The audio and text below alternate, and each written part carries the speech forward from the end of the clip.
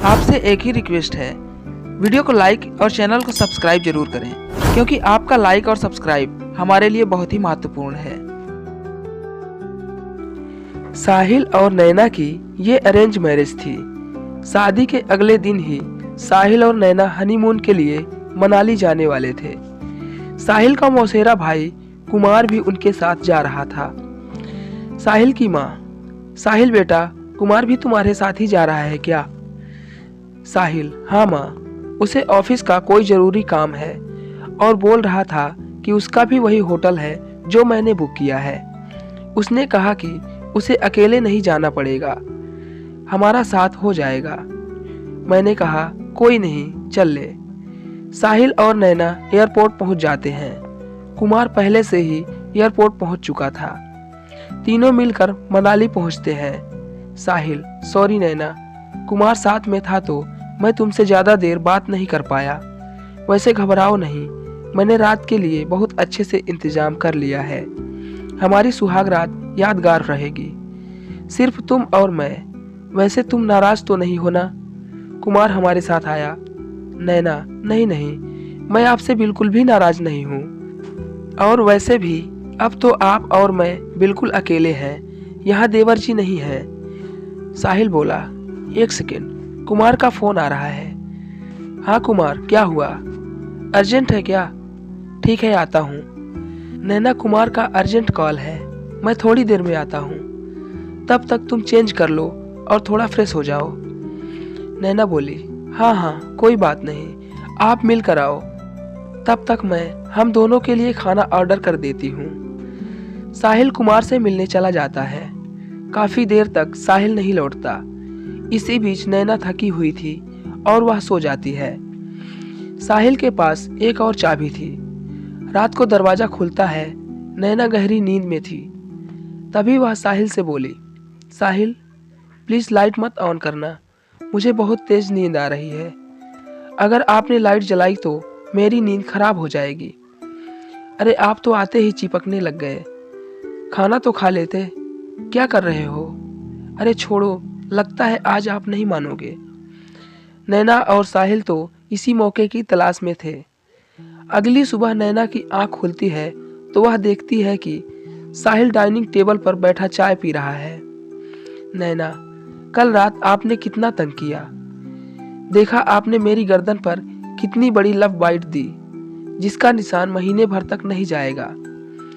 मुझे तो शर्म आ रही है। अरे क्या हुआ, मैं तो मजाक कर रही हूँ। आपको मेरा इस तरह से बात करना अच्छा नहीं लगा क्या? साहिल: नहीं नहीं, ऐसी कोई बात नहीं है। वैसे तुम्हें रात को कोई परेशानी तो नहीं हुई ना? नैना ने जवाब दिया: नहीं साहिल जी, कल रात को मैं जिंदगी भर नहीं भूल सकती। मेरी बेस्ट रात थी कल की रात। साहिल की उदास होने की बड़ी वजह थी उसका मौसेरा भाई कुमार। कुमार ने अपने भाई साहिल के साथ धोखा किया। वो जानबूझकर उनके साथ आया था। कुमार बोला: वैसे कुछ भी कह लो साहिल भैया, कल की रात भाभी के साथ बहुत ही बढ़िया सुहाग रात रही, मजा आ गया। उन्हें तो पता भी नहीं चला कि उनके साथ उनके देवर ने सुहाग रात मनाई है। वो तो सोच रही है कि सारा मजा आपसे मिला है, पर वे ये नहीं जानती कि मुझ जैसा हॉट लड़का उनके साथ था। एक बात सुन लो, आज रात भी मैं उनके साथ रहूंगा।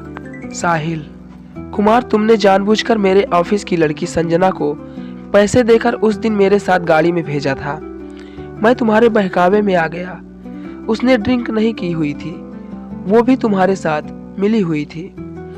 जानबूझकर वो मेरे ऊपर गिरी और तुमने उस हालत में वो फोटो ले ली, और अब तुम मुझे ब्लैकमेल कर रहे हो कि मैं उसके साथ था। गलत तो तुम कर रहे हो। तुम मेरी पत्नी के साथ मेरे रिश्ते को खराब कर रहे हो। अरे कुछ तो शर्म करो, तुम मेरे मौसेरे भाई हो। नैना तुम्हारी भाभी है और तुम उसी के साथ। अगर उसे पता चलेगा तो? तभी नैना वहां आ जाती है। वह सारी बातें सुन चुकी थी। नैना: साहिल जी, आप ऐसा कैसे कर सकते हो? कल रात आपकी जगह देवर जी मेरे साथ थे। मैंने आपके साथ सुहागरात नहीं मनाई, मैंने देवर जी के साथ सुहागरात मनाई है। साहिल: मुझे माफ कर दो नैना, ये सब कुमार की चाल है। तुम जानती हो ये मुझे ब्लैकमेल कर रहा है। मेरी ऑफिस की लड़की के साथ इसने मेरी फोटो खींची है और ये मुझे डरा रहा था कि अगर मैंने इसे तुम्हारे कमरे में नहीं भेजा तो ये तुम्हें मेरे खिलाफ भड़काएगा। मैं डर गया कि कहीं तुम्हारा और मेरा रिश्ता शुरू होने से पहले ही ना खत्म हो जाए।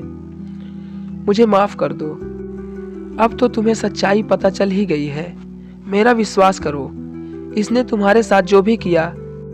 फिर नैना ने कहा, बहुत अच्छा किया, मुझे तो बहुत मजा आया। क्यों देवर जी, आपको मजा नहीं आया मेरे साथ सुहागरात मनाकर? ये देखो ना, आप भी कितने शरारती हो। आपने मेरी गर्दन पर ये लव बाइट का निशान छोड़ दिया। कुमार बोला, सॉरी भाभी जी। भाभी जी नहीं, सॉरी डार्लिंग। ये सब सुन के साहिल बोला, ये सब क्या है नैना, तुम ऐसी हरकत क्यों कर रही हो? मैं ये सब देखकर हैरान हूँ। नैना, ज़्यादा हैरान होने की ज़रूरत नहीं है। मैं और कुमार पिछले 5 साल से गर्लफ्रेंड बॉयफ्रेंड हैं। हमने तो यह सब नाटक तुमसे पैसे ऐंठने के लिए किया था। मुझे कुमार ने बताया था कि तुम अच्छी खासी प्रॉपर्टी के मालिक हो, इसलिए मैंने तुमसे झूठी शादी की। मैं तो तुम्हें अपने आप को हाथ भी ना लगाने दूं। मुझे तो मेरा कुमार ही छू सकता है।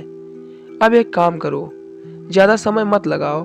अगर तुमने हमें कल दोपहर तक 10 लाख नहीं दिए तो मैं तुम पर इल्ज़ाम लगा दूंगी कि तुमने मेरा इस्तेमाल किया है और मुझे मेरे प्यारे देवर जी के साथ सुहागरात मनाने के लिए ज़बरदस्ती मजबूर किया है।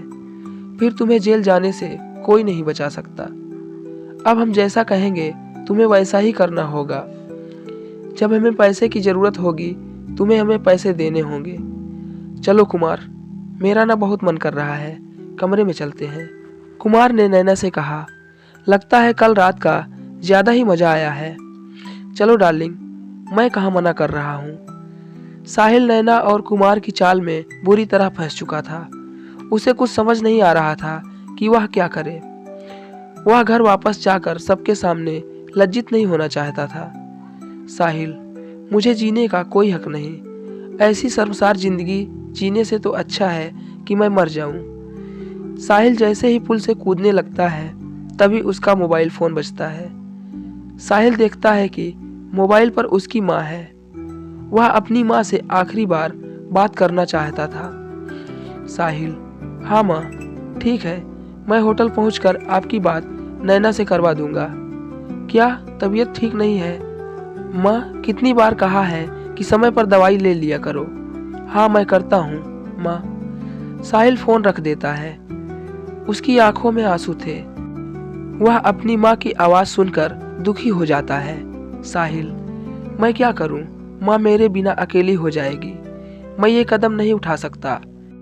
मुझे कुछ समझ में नहीं आ रहा है। माँ, मैं तुम्हें कैसे बताऊँ कि मैं कितना परेशान हूँ। साहिल सड़क पर रोता हुआ पैदल ही चला जा रहा था। अचानक वह एक लड़की से टकरा जाता है।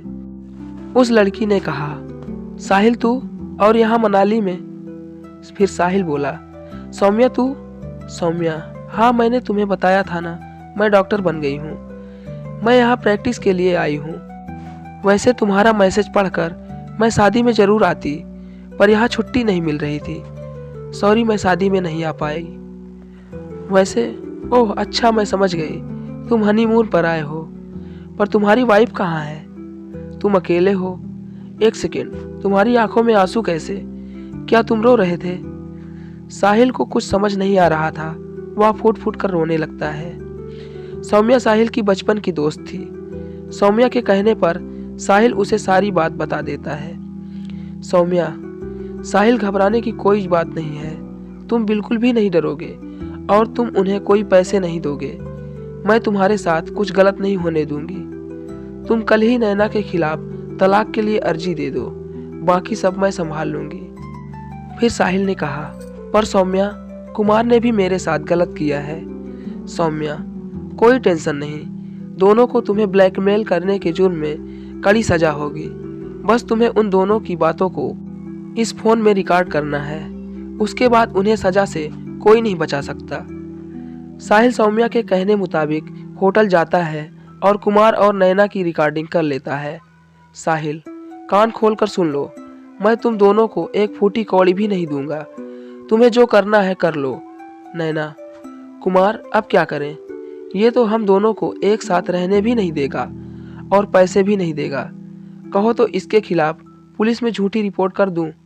कुमार, हाँ नैना डार्लिंग, ये तो तुम्हें करना ही पड़ेगा, वरना हम पैसों के मोहताज हो जाएंगे।